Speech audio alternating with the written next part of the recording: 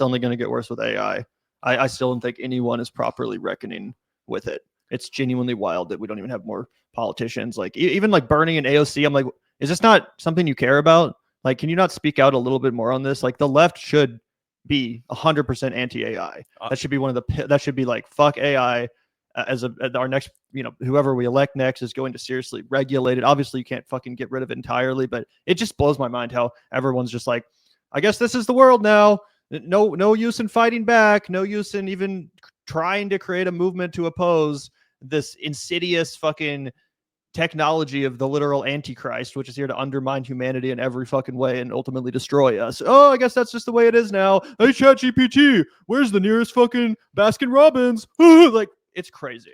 Dude, you're so right, because that's one element of it that just is the absolute dumbification of our society. The fact that people aren't going to be able to think deeply and critically, right? The fact that people's patience is going to go out the door. The fact that our need for constant stimulation is going to perpetually go up. These things are all crazy, but also just regular working class jobs are going to go out the fucking window, man. Everybody's job is going to ultimately start to go out the window. And we have this idea in America, this deeply perverse, fucked up psychology or pathology. I don't fucking know the correct nomenclature for it, but this idea is that if you're poor, you deserve it.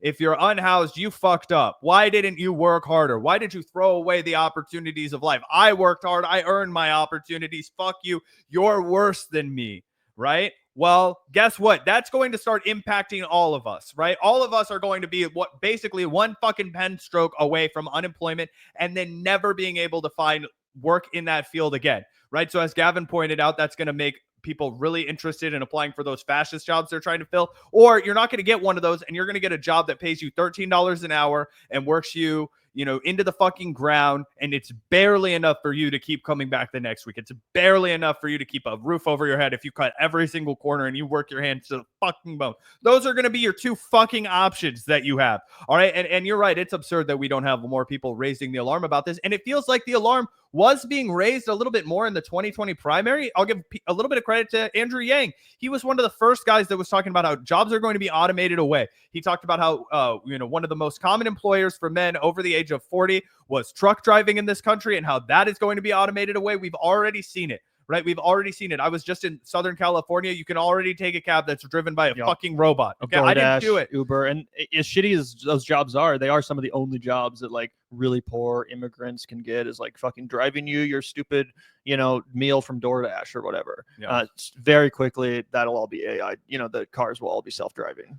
Yeah, it is really something that is going to upend the working class. It is going to potentially create a caste system in America like we've never seen before, guys. I mean, institutional wealth, generational wealth, these are going to be the kind of determining factors. And it really does come back down to what Thomas Piketty was writing about. And I know people in our chat have mixed feelings about Thomas Piketty. I would never say that I fully understand his work. I don't have a complete grasp on it, but he was talking about patrician wealth, generational wealth, right? The wealth that you inherit being the number one defining factor of our economy in the 21st century. And I think that's totally on the money, right? It is going to be almost impossible for you to pull yourself up from the lowest socioeconomic class and get yourself up into even the upper middle socioeconomic class. And he talks about how it's going to be much more like a feudal system where if you were born somebody who worked the fields, you were going to die somebody who worked the fields. And it didn't matter how smart you were or how hard you worked, because that was the caste that you were born into. That was your lot in life. Yeah. I mean, Chris Hedges has been talking about this new dark age for a while, this new like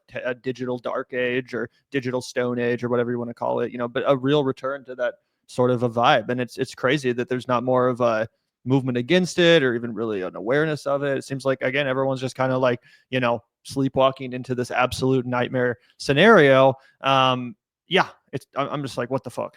It's really hard to, figure out.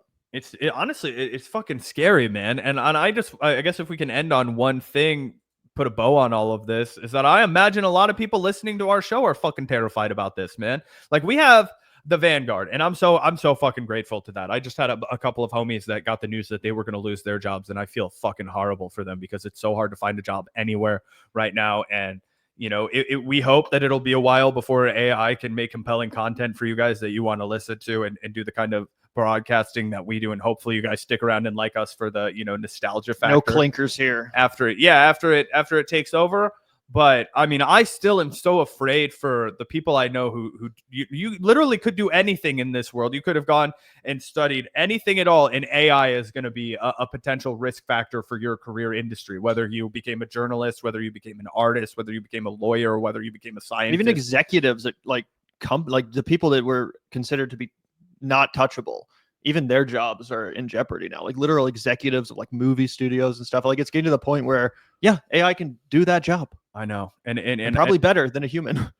Just making the cold, emotionless. It really reminds me of that movie Up in the Air that George Clooney stars in, where his job was to go around and fire people to their face, and then they come in and they start doing it like over Zoom call, basically. And it's like, I'm not going to fly you around anymore. It was the beginning of the end of losing the human element. What's that? Jason Reitman's movie? Decent flick, actually. It has aged decently well in my mind, because that is the erosion of society right there, that losing of the human element. Now it's just going to be this algorithm said we had to let you go. I'm sorry. The algorithm, we don't make the decisions. I'm just the guy here. I'm just the guy that tells you what the algorithm says. I'm sorry, bro. And it makes it clinical. It makes it inhumane. It makes it impersonal. And I feel like that's what's taking over our entire society. This inhumane, impersonal, wealth chasing greed that is going to upend all of us. Yup, 100%. 100%. It's genuinely scary shit. Hopefully, whoever ends up leading the left or the Democrats or the opposition, whatever you want to call it, hopefully they have some sort of a vision. Hopefully they have some sort of a plan to at least try to regulate this madness. Or, if it is going to really just take over society and take all the jobs, like, okay, at least, use that as an excuse to usher in UBI or a real, more robust social safety net so that people, can have a basic standard of living while the AI does all the work. I mean, there's a version of the future where it's utopian, but I don't think that's the direction we're going in.